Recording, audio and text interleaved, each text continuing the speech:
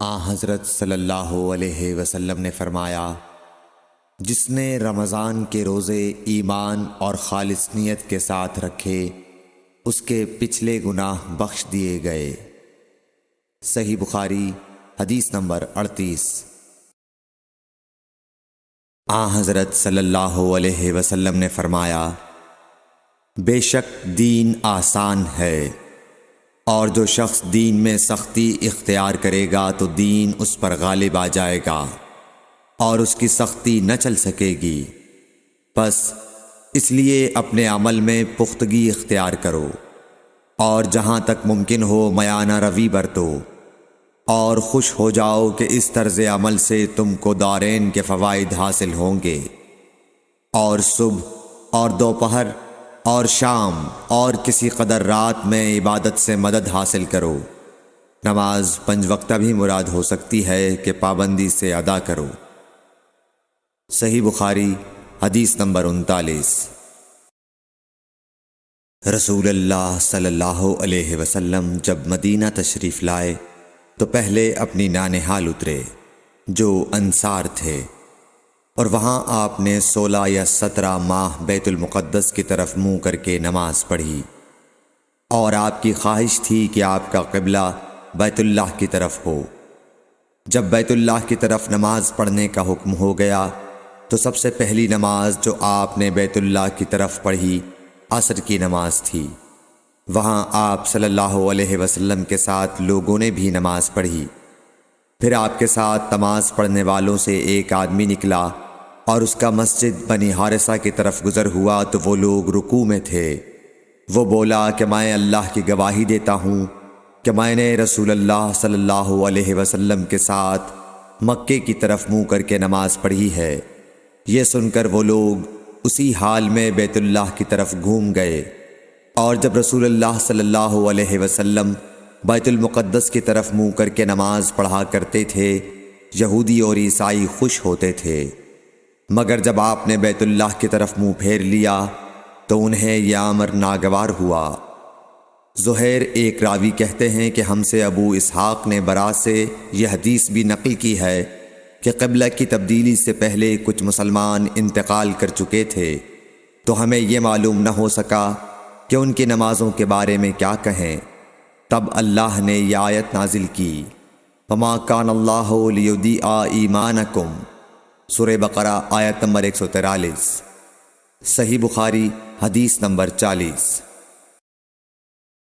حضور اکرم صلی اللہ علیہ وآلہ وسلم نے ارشاد فرمایا کہ جب ایک بندہ مسلمان ہو جائے اور اس کا اسلام عمدہ ہو، یقین و خلوص کے ساتھ ہو، تو اللہ اس کے گناہ کو جو اس نے اس اسلام لانے سے پہلے کیا معاف فرما دیتا ہے، اور اب اس کے بعد کے لیے بدلہ شروع ہو جاتا ہے، یعنی ایک نیکی کے عوض 10 گناہ سے لے کر 700 گناہ تک ثواب، اور ایک برائی کا اسی برائی کے مطابق بدلہ دیا جاتا ہے، مگر یہ کہ اللہ تعالیٰ اس برائی سے بھی درگزر کرے اور اسے بھی معاف فرما دے، یہ بھی اس کے لیے آسان ہے۔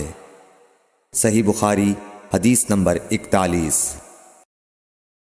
رسول اللہ صلی اللہ علیہ وسلم نے فرمایا کہ تم میں سے کوئی شخص جب اپنے اسلام کو عمدہ بنا لے، یعنی نفاق اور ریا سے پاک کر لے، تو ہر نیک کام جو وہ کرتا ہے اس کے عوض 10 سے لے کر 700 گناہ تک نیکیاں لکھی جاتی ہیں، اور ہر برا کام جو کرتا ہے تو وہ اتنا ہی لکھا جاتا ہے جتنا کہ اس نے کیا ہے۔ صحیح بخاری حدیث نمبر 42۔ رسول اللہ صلی اللہ علیہ وسلم ایک دن حضرت عائشہ رضی اللہ تعالی عنہا کے پاس آئے۔ اس وقت ایک عورت حضرت عائشہ رضی اللہ تعالی عنہا کے پاس بیٹھی تھی۔ آپ صلی اللہ علیہ وسلم نے دریافت کیا، یہ کون ہے؟ عرض کیا، فلاں عورت، اور اس کی نماز کے اشتیاق اور پابندی کا ذکر کیا۔ آپ صلی اللہ علیہ وسلم نے فرمایا، ٹھہر جاؤ، سن لو کہ تم پر اتنا ہی عمل واجب ہے جتنے عمل کی تمہارے اندر طاقت ہے۔ اللہ کی قسم، ثواب دینے سے اللہ نہیں اکتاتا، مگر تم عمل کرتے کرتے اکتا جاؤ گے، اور اللہ کو دین کا وہی عمل زیادہ پسند ہے جس کی ہمیشہ پابندی کی جا سکے، اور انسان بغیر اکتائے اسے انجام دے۔ صحیح بخاری حدیث نمبر 43۔ رسول اللہ صلی اللہ علیہ وسلم نے فرمایا، جس شخص نے لا الہ الا اللہ کہہ لیا اور اس کے دل میں جو برابر بھی ایمان ہے، تو وہ ایک نہ ایک دن دوزخ سے ضرور نکلے گا، اور دوزخ سے وہ شخص بھی ضرور نکلے گا جس نے کلمہ پڑھا اور اس کے دل میں گیہوں کے دانے برابر خیر ہے، اور دوزخ سے وہ بھی نکلے گا جس نے کلمہ پڑھا اور اس کے دل میں ایک ذرہ برابر بھی خیر ہے۔ صحیح بخاری حدیث نمبر 44۔